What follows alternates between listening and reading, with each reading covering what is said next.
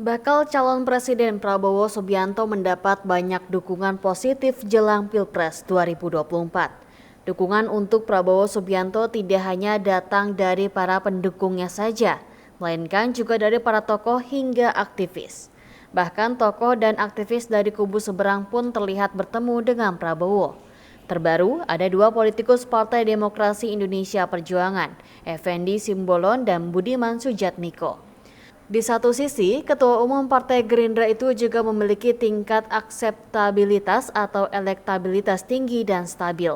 Lembaga Survei dan Polling Indonesia menyebut jika Prabowo Subianto merupakan capres berpotensi menangi pemilihan Presiden 2024 mendatang. Menanggapi hasil survei tersebut, Wakil Ketua Umum DPN Partai Gelora Indonesia Fahri Hamzah menyebut kalau tahun 2024 adalah waktunya bagi Prabowo untuk memimpin bangsa Indonesia. Sekarang ini menurut Fahri, khususnya para intelektual cendekiawan termasuk aktivis memang sudah waktunya untuk bersatu dan memulai konsolidasi besar-besaran secara nasional untuk mendukung Capres Prabowo Subianto.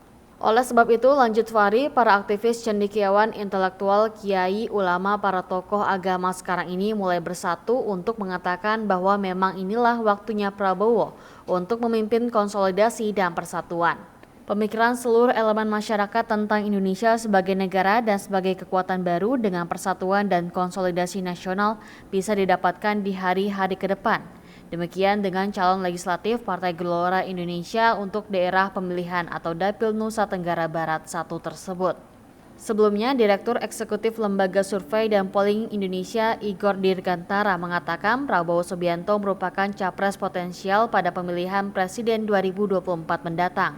Menurutnya, Menteri Pertahanan itu memiliki tingkat akseptabilitas yang semakin luas.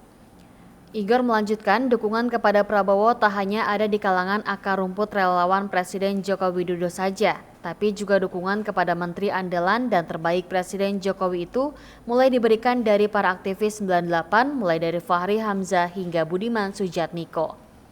Diketahui menurut hasil survei yang dikeluarkan oleh Indonesia Network Election Survey periode 18 hingga 30 Juni 2023 lalu, Prabowo memiliki tingkat akseptabilitas tertinggi, yakni sebesar 81,7%, diikuti oleh Ganjar Pranowo dengan raihan akseptabilitas sebesar 60,8%. Kemudian pada posisi berikutnya ada Erlangga Hartanto dengan angka akseptabilitas sebesar 59,8% dan Anies Baswedan yang hanya meraup akseptabilitas sebesar 47,9%.